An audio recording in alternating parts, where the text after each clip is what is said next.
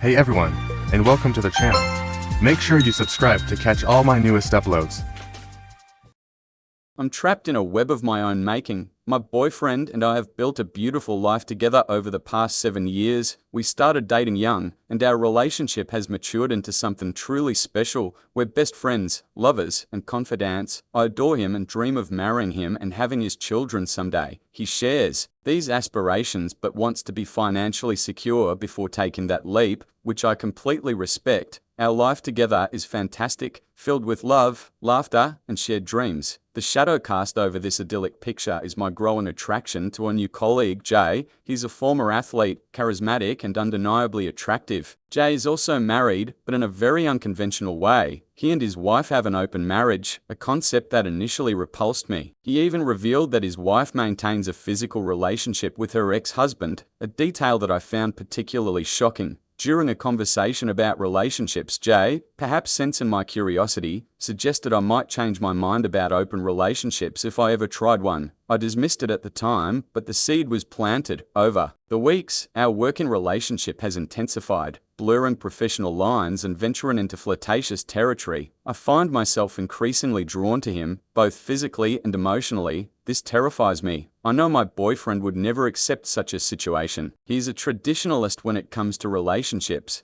believing firmly in monogamy. Even innocent flirting with another man would be a significant breach of trust, a betrayal he wouldn't tolerate. The thought of losing him over this is unbearable. In a misguided attempt to test the waters, I brought up the topic of open relationships. With my boyfriend indirectly referencing Jay and his wife's arrangement, I presented it as office gossip, feigning disapproval to match his expected reaction. As anticipated, he reacted with disgust and condemnation, reinforcing his unwavering belief in traditional relationships. His words confirmed my fears, solidifying the impossibility of exploring my attraction to Jay without jeopardizing everything I hold dear. Now I'm left with a secret desire and a gnawing sense of guilt. I feel trapped between my loyalty to my boyfriend and the magnetic pull towards Jay. I foolishly opened this door in my mind, and now I'm desperate to close it. I'm unsure how to navigate this treacherous path. I reached out online for advice on how to discuss open relationships, hoping for a miracle solution, but my boyfriend's reaction shattered that hope. Now, more than ever, I realize the depth of my foolishness and the precariousness of my situation. I desperately want my precious husband and the life we've built back, untainted by this secret attraction. In the meantime, I plan to increase our activities at home to satisfy this burning longing within me. Update: I'm here with an update, but it's about a different, yet related issue.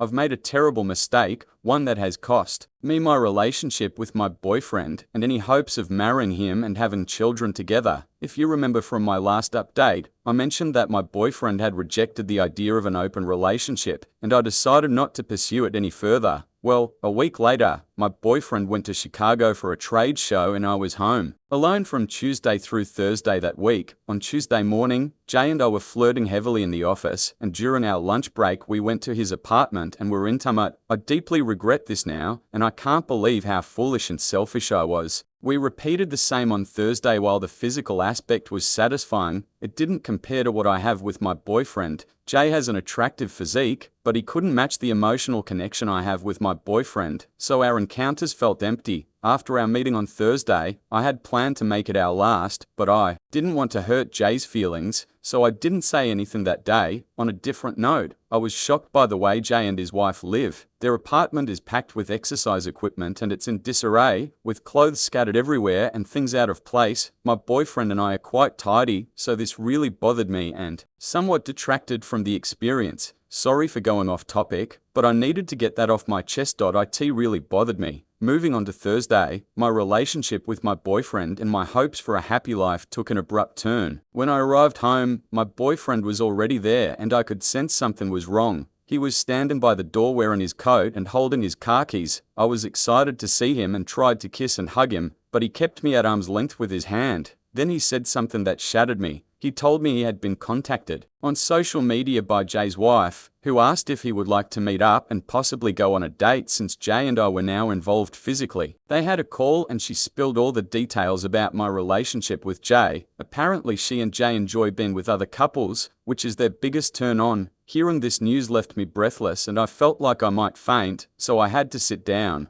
I immediately began explaining and apologizing, but he simply said, "Be quiet." Then he handed me a document, an eviction notice that he created himself using an online template and intended to file legally. He informed me that I had 30 days to move out before he initiated legal proceedings. In the meantime, he mentioned that he would be staying with his parents and instructed me not to contact him. I couldn't hold back the tears and made another attempt to reach out to him, but he kept his distance. After that, he rushed out the door down the parking lot and drove away quickly. I tried to catch up with him, but he was too fast. For the next 3 hours, I attempted to contact him, but he didn't respond. I then called his mum to inquire if he was with her. She confirmed that he was, but said he couldn't speak. When I asked if I could come over, she firmly declined, stating that I was no longer welcome there. Hearing her words tore me apart. I tried to explain that I had made a terrible mistake and would never hurt him again, but she responded with simple acknowledgements like, "Okay," and "Yeah," and asked if I had anything else to say. When I declined her invitation, she simply said, "Take care and have a nice life," before hanging up on me. I felt miserable throughout the night and kept sending texts to my BFF, some of which now seem crazy. When I look back on them, among other things, I repeatedly apologized, professed my love for him, and emphasized that he was the only one I loved. I also sent him a text where I stated that the physical relationship with Jay meant nothing, that it was just a foolish experiment, and that he was far superior. It might not have been the best thing to say, but it was true. I thought maybe boosting his ego would make him break down and reach out to me, but it didn't. The following day, I drove to his office, although I didn't enter the building. Instead, I sent him a text letting him know that I was waiting outside in the parking lot and intended to stay there all day because I wanted to talk to him. He didn't respond, but around AM I spotted him walking toward my car. Seeing his handsome face approaching brought tears to my eyes as I loved this man deeply. I had hoped he would come to my side, pull me out of the car and start hugging, but instead he walked around to the passenger side and got in. We spent the next hour talking and he allowed me to express myself without interruption. Once I had poured out all my thoughts and feelings, he calmly stated that cheating was a deal breaker for him and our relationship was effectively over. He expressed a desire to maintain a civil tone, but made it clear that he wanted no further involvement with me. Despite my continuous pleas for a second chance, he remained resolute. As our conversation neared its end, I inquired, "Where will I go when I move out?" I knew I couldn't afford an apartment on my own in the metropolitan area. In response, he told me that I would have to figure that out, but he assured me he would provide a check equivalent to his share of our expenses for 1 month to help me get started in a new place. Despite my attempts to beg and plead, he repeatedly responded with a firm no when I had run out of things to say. I asked if I could kiss and hug him. He agreed to a hug, but declined the kiss. We embraced for a good 10 minutes before he gently pulled away. Afterward, he returned to his office, leaving me in tears and berating myself for the next hour. I'm back with a new set of questions. This time, is someone deeply remorseful for cheating? Is there hope for my relationship? Are there steps I can take to rebuild my boyfriend's trust in me? I want to emphasize that this was a one-time mistake, and I'm desperate to hear from women who have faced similar situations, especially if you manage to salvage your relationships. I'm willing to do whatever it takes to win him back because I'm struggling without him. I want to express my gratitude for the responses I've received so far and any future responses to this post. Sharing this with someone has provided me with tremendous relief. I'm so ashamed of my actions that I can't bring myself to discuss them with anyone I know. Having this community to message with has truly been a lifeline. Thank you from the bottom of my heart once again. Update, it's been a while and many of you have messaged me asking for an update on my relationship. I'm sad to announce that my boyfriend and I have officially broken up. Despite my weeks of pleading for another chance, I came to realize that he wasn't going to change his mind. I ended up quitting my job and relocating to my hometown. I'm temporarily staying with my parents until I can regain my footing. I couldn't afford to live in the city on my own, and I wanted to avoid working at the same company as Jay, so I decided to uproot myself and return home. I deeply regret that he found out. Now I feel like he has ruined my life. Yes, I understand that I can start over, but it's an incredibly challenging process. Finding a man might be easy, but finding an amazing man like my ex-boyfriend is exceptionally difficult. My grandma used to tell me that discovering a great man is like finding a diamond in a coal mine. She emphasized that if you ever find one, you should hold on to it and cherish it forever. She told me numerous times that she believed my boyfriend was a diamond, and I was one of the lucky ones. It turns out she was absolutely right. Regarding my ex-boyfriend, he appears to be doing well without me. He's thriving in his job and he has never attempted to contact me. I sent several texts during the holidays, but he never responded, so I eventually gave up. I'm currently struggling with depression, but I recently started individual counseling and it's proven to be quite helpful. I want to address something here in response to some of the negativity within this community. The notion that once a cheater, always a cheater, doesn't hold true for everyone, and it certainly doesn't apply to me. I can assure you that I will never cheat on a partner again. You can take my word for it. Additionally, my counselor mentioned that many individuals who cheat typically don't repeat their actions. So there you have a professional perspective on it. To those who've been supportive, thank you very much, except for that was a fun story. Now let's move on to another exciting one. Stay tuned and let's dive in. I'm a 22-year-old female, and I want to get my 25-year-old boyfriend back. To summarize, I accidentally cheated on him, and I'm feeling really guilty and upset that my friends told him about it. I need help figuring out what to say to him. A few days ago, I made a mistake in my relationship with my boyfriend of 2 years. I can't handle the guilt anymore. I used to believe he was the love of my life, and part of me still does. Our relationship had started to feel a bit stagnant. We went on dates, he bought me things, but I started to feel less important. There was a lack of spontaneity, if you know what I mean. I talked to him about it, hoping we could resolve things. Then one night, my friends and I went out and I was having a great time. We were dancing and a group of guys started dancing with us. I felt a bit overwhelmed because I wasn't used to being so close to other guys. However, I made sure none of them got too close from behind, so I thought it was fine. After dancing, a few of us sat down and started talking. There was one guy I was chatting with who was cute and friendly. He asked for my number and I gave him a fake one. Some guys can be persistent, so I left it at that and moved away from him. Then another guy from the group approached me and noticed I wasn't mingling as freely as my friends. We started talking and he mentioned that he had recently ended a long-term relationship. I should have stopped there, but I couldn't resist asking him what had happened with his ex. He explained their relationship had become dull and routine, lacking excitement. Curiously, I shared that I felt the same way and asked why. He revealed that he enjoyed the freedom of meeting other women without any attachments or commitments. We continued talking for the rest of the night until my friends and I decided to leave. Before parting ways, he gave me his phone number on the ride to my friend's house. I texted him and said, "I get an Uber and go home." However, instead, I went to his house. It was a nice place with his own home and a fancy car in the driveway. When I entered, we continued our conversation and eventually we started kissing, and afterward, I cuddled with him and was about to leave, but we began kissing again, leading to another round of intimacy. I fell asleep in his bed the next morning. Panic set in because I hadn't intended to spend the night. My boyfriend tried calling and texting me, but I didn't respond. Some of my friends texted and even called my dad to check if I was okay. Eventually, I left his place and called my dad to reassure him that I was fine, claiming that my phone had run out of battery. When I arrived at our place, my boyfriend inquired about my well-being. Confused about what to say, I simply mentioned that I'd gone to a friend's house after our outing and dozed off. There, after taking a shower, my emotions overwhelmed me and I began to cry. I never intended for things to unfold the way they did the previous night.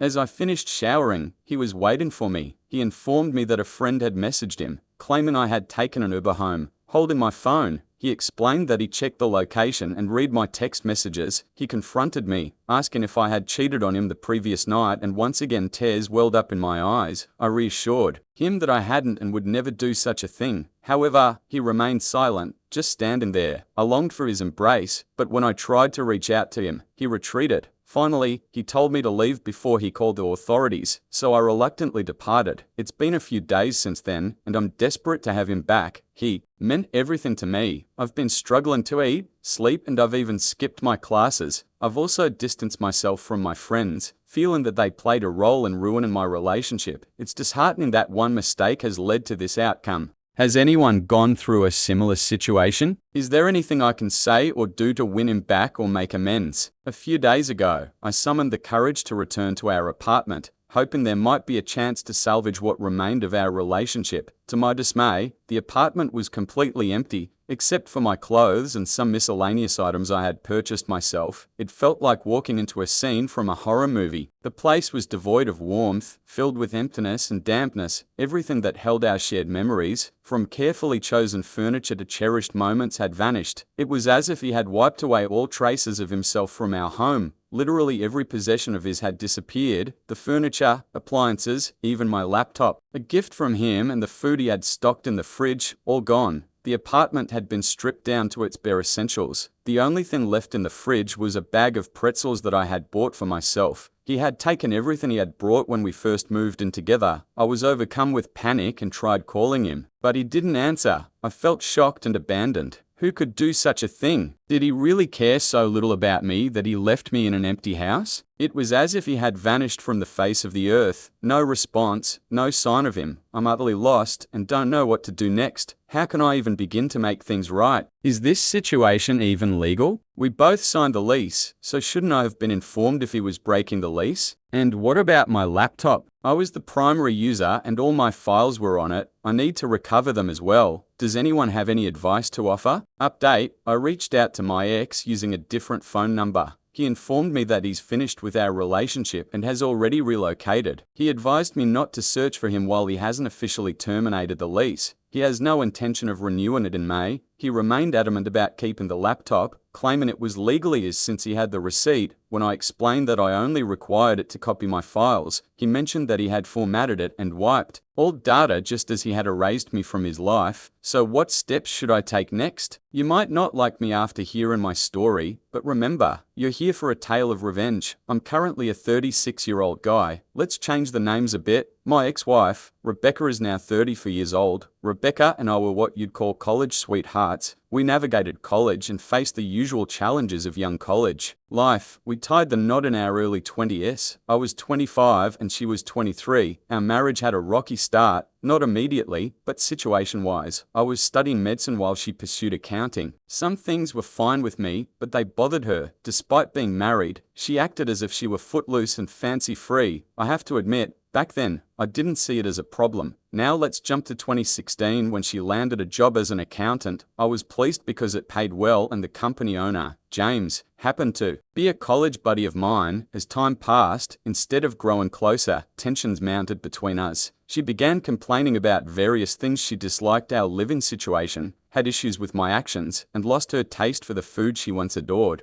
I'm a fantastic cook and she used to love my meals. Our arguments escalated to the point where she'd hurl insults at me, calling me worthless and claiming she earned more than I did. This, on its own, might seem like a typical part of many relationships, as most couples have their ups and downs, but if it had stopped here, I wouldn't be sharing my story. The turning point occurred when I heard from our mutual friends that Rebecca and James were spending time together with some of them. I found this odd. Why would she hang out with him? Why were they socializing with our mutual friends without me knowing? I confronted both of them and they explained it was a last-minute plan that didn't include me because I was working and out of town that day. Maybe they'd planned it in advance. I'm not sure, so I let it go. Then came 2017, the year my marriage fell apart. I became increasingly suspicious. For those of you in relationships, you know, it's a warning sign when you're intimate. Life suddenly vanishes. I grew more paranoid, and whenever I tried to discuss things, I was met with resistance. I'm not perfect. I started yelling at her, constantly demanding answers because something felt amiss. Your closest person in life seldom talks or spends time with you, and they insist there's nothing wrong. Does that seem normal? It can't be. This should have been a fantastic year for us since we both paid off our student loans and were reaching our financial peak. It should have been a great time. My friends and I had the idea to open a small medical shop as a side business. One of those friends was Saladin. He suggested we celebrate at a pub while we were there. I noticed a woman who looked exactly like Rebecca. It wasn't too alarming, but it caught my attention. She was dancing with another man and the lighting was dim.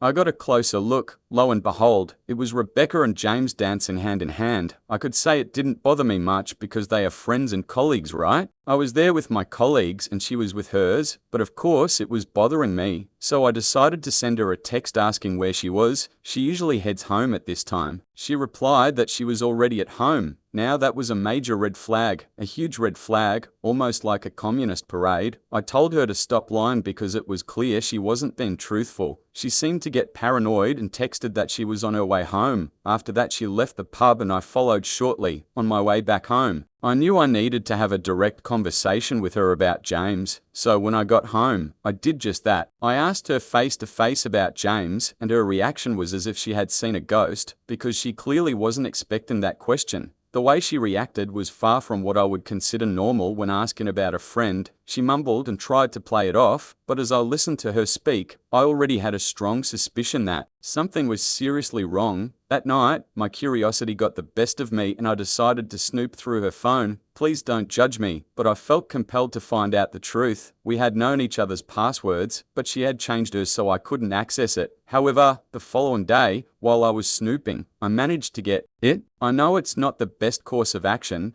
but I was desperate to uncover the truth, and there it was, a multitude of texts, countless questionable pictures, degrading comments, and even her referring to him as daddy. My wife and I had made a promise to each other that we would always be transparent and open if there was anything we needed to explore. Unfortunately, she broke that vow too. She shared with him how thrilling she felt that night at the pub. I went through everything. What hurt the most was that she had told me herself that if either of us ever got bored in the relationship or needed to spice things up, we would let each other know. She shattered everything. I couldn't look at her the same way anymore. I went to bed and cried deeply into the night. I want you to know that I had thought about coming up with a plan to get back at her secretly, but I didn't. I was overwhelmed with anger and emotion. The next morning, I made the mistake of confronting her without any evidence in hand. She yelled at me and stormed out, accusing me of being abusive and insane. That afternoon, her friends created a messenger group where they all teamed up to criticize me. She had apparently told all our friends that I was abusive. When she returned home that night, she informed me that she was in love with James and wanted a divorce. I asked her to talk it over first, but it turned into her berating me.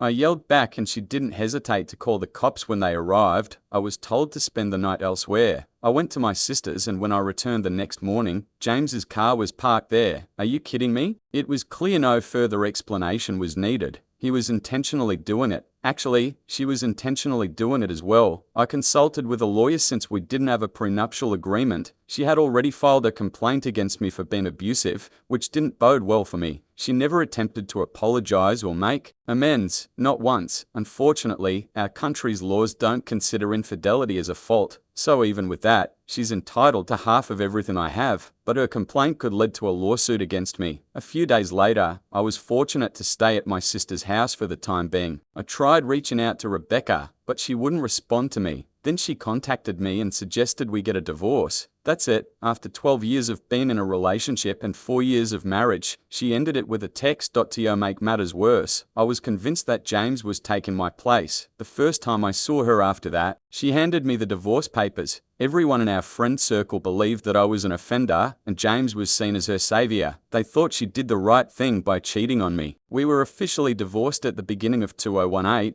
She was openly dating James during our divorce, as he had become her life, and she was doing much better without me. I lost my job, my house, my reputation, and some of our mutual friends, all because of her affair and lies. I had to relocate to a different city to start fresh. Saladin played a significant role in helping me with this fresh start. He secured me a job that paid decently, although it was nothing like my previous one, but it was better than other alternatives. As I worked hard to rebuild my life, Saladin and I became even closer friends. My dating life was essentially over because I found it difficult to trust anyone. There was no communication between Rebecca and me, and the last I heard was that she had moved in with James and they were doing well. Fast forward to the end of 2020, my life was actually improving despite the global pandemic, forcing us to work tirelessly, and with sore backs had filled our pockets. Our pharmacy business venture became successful, allowing me to earn good money. A friend of mine tipped me off that James and Rebecca had split up. It was completely unexpected to learn that her hero James had cheated on her and left her in a tough spot. He abandoned her with a child that was undoubtedly his. To make matters worse, he had been absent since the baby was born and hadn't even acknowledged the child by signing the birth certificate. So now Rebecca is raising that child as a single parent. I heard she tried dating after James left, but she claims she's still not over James or me. The audacity of this woman. A part of me felt a sense of satisfaction with the aftermath. However, I have to admit I really missed having her around, so the next part might make you cringe, but I sent her an email to inquire about how she was doing. She didn't anticipate hearing from me.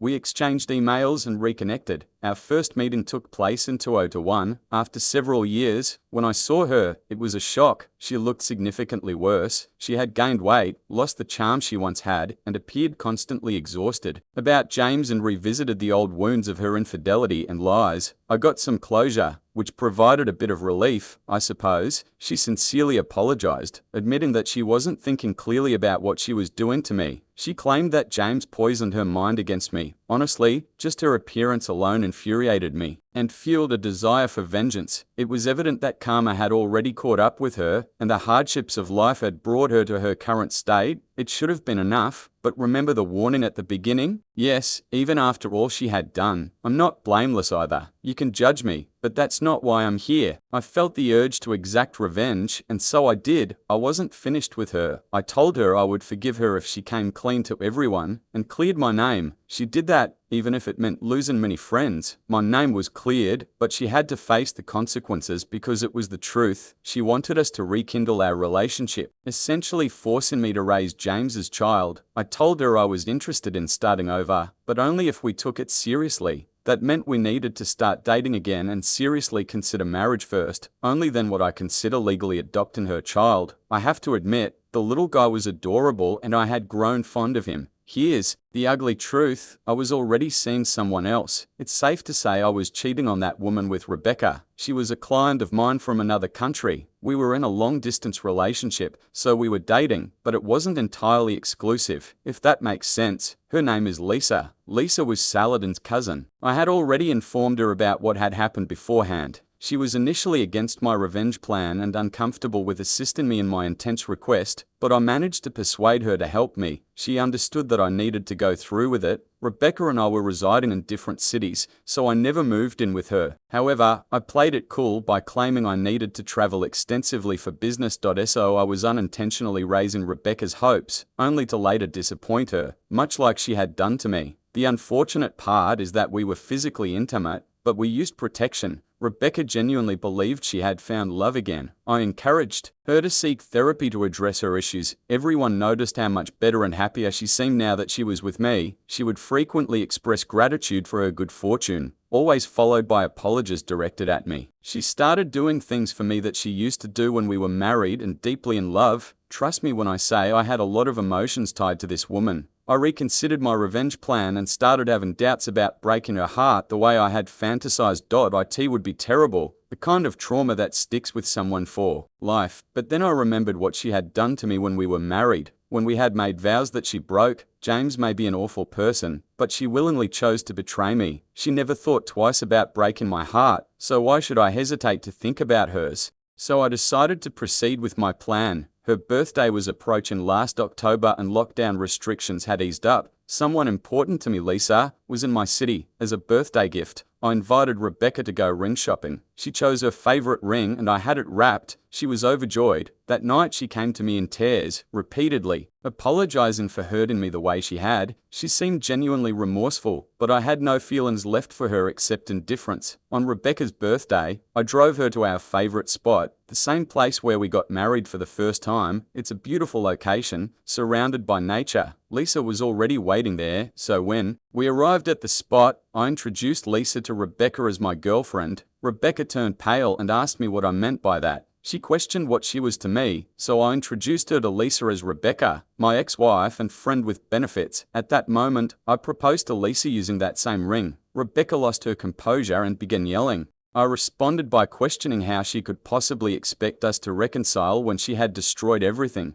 I made it clear that I could never date someone like her again. She kept asking if everything we had meant nothing, and my response was a resounding no. Our last moments together were merely a form of closure. I helped her confront the pain she had caused me. Lisa was holding me back, concerned about Rebecca's suffering. I firmly insisted that Rebecca needed to leave, and eventually she did. Afterwards, she repeated her previous actions. She told everyone that I had cheated and portrayed me as the villain. This time I took it in stride and everyone saw her for the deceitful person she was. She had cheated on me and made me pay a steep price through false abuse allegations, and now she expected me to raise her child from her affair partner as my own and date her. The last time we communicated was in December of last year. She wrote me a letter expressing her apologies and regret for the pain she had caused me. She wished me a better life and, from what I heard, had no interest in dating. Her appearance hadn't improved either. In my case, you can probably figure it out. Lisa and I ended our relationship. There were other issues between us, not just what happened. Some people claim that I'm worse than my ex. Could you please specify how I'm worse than her? I loved her and she cheated on me,